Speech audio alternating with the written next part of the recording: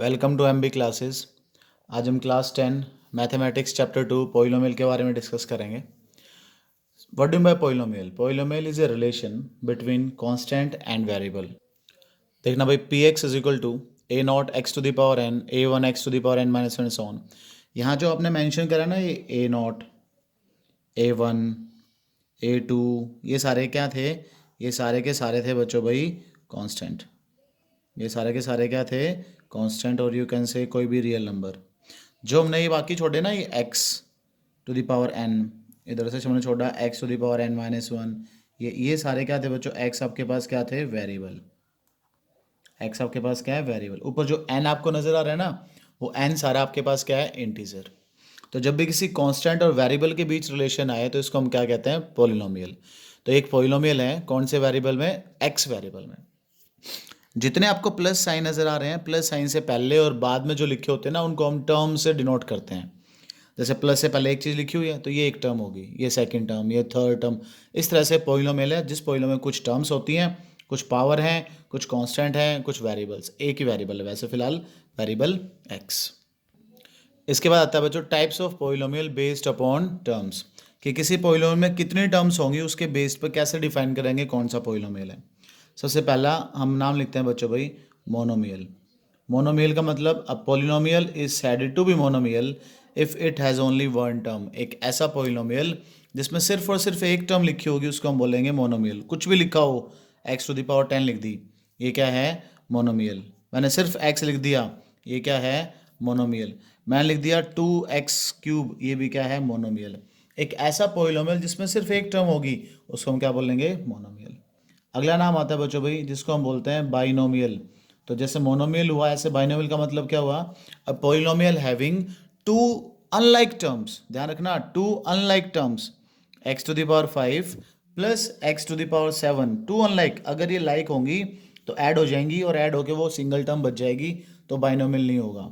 To unlike terms, x to the power 3 plus कुछ भी आप लिख लो, 7 मैंने लिख दिया, तो ये क्या हो गया बच्चों आपके लिए भाई? बाइनोमियल। इसी तरीके से थर्ड आपके पास आएगा ट्राइनोमियल। तो अब क्लियर हो गया होगा सब बच्चों को कि ट्राइनोमियल में क्या होगा? Polynomial having 3 unlike terms. Unlike term लेनी है, मतलब जो ऐड ना हो, सब्ट्रैक्ट ना हो, is known as a trinomial. ठीक है भाई, टाइप्स ऑफ पॉलिनोमियल थी based upon terms. Now types of polynomial based upon degree. तो सबसे पहले मैं बता दूं what do by degree. Degree of polynomial means किसी भी गिवन पॉलिनोमियल में highest power of x is known as a degree of the polynomial, but एक कंडीशन के साथ कि उसका कोफिशिएंट जो है वो जीरो ना हो। तो डिग्री का मतलब आप ये लिख सकते हो highest power of x, highest power of x in any polynomial. किसी भी पॉलिनोमियल में जो उसकी हाईएस्ट पावर होगी उसको हम क्या बोलेंगे? डिग्री बोलेंगे। बट कंडीशन है एक, क्या कंडीशन है? कि their coefficient is not equal to zero. ये कंडीशन जरूर याद रखनी है, coefficient is not equal to zero, उसका कोफिशिएंट जीरो ना हो, then highest power of x in any polynomial is known as a degree of the polynomial. उसका coefficient zero नहीं होना चाहिए। अब डिग्री के ऊपर सबसे पहले आपके पास आता है known as zero polynomial, known as a zero polynomial.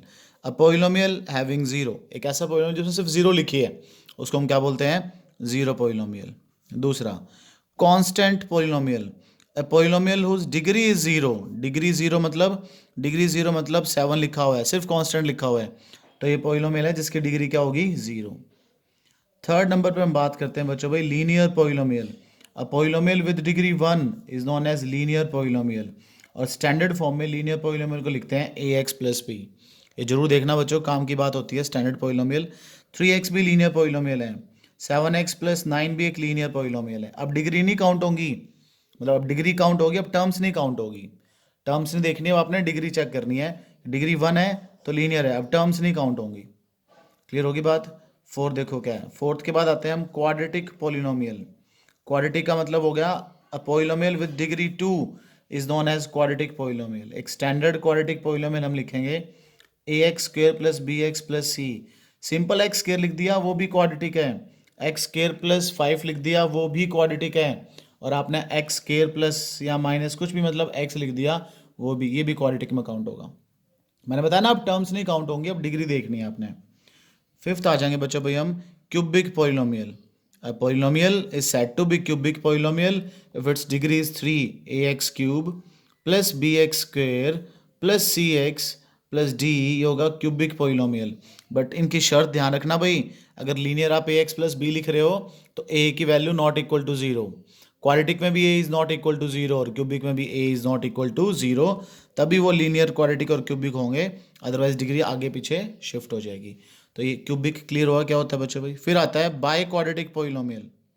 A polynomial is known as biquadratic polynomial if its degree is 4 ax to the power 4 plus bx cube plus cx square plus d x plus e is known as biquadratic polynomial where coefficient of x to the power 4 is not equal to 0, means a कभी भी 0 नहीं होगा।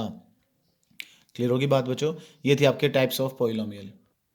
अब कई बार आपसे ना बच्चों इन्हीं में कोफिशिएंट्स भी पूछे जाते हैं।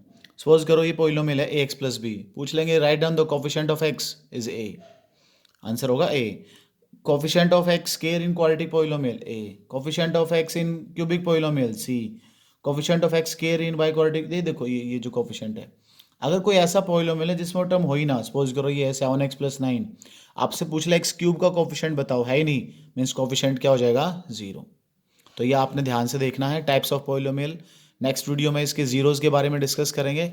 तब तक ये अपना देखो, ध्यान से रीड करो इसको, और वीडियो को शेयर कर दो ज़्यादा से ज़्यादा, लाइक कर दो, सब्सक्राइब कर दो, बेल आइकन भी दबा देना भाई।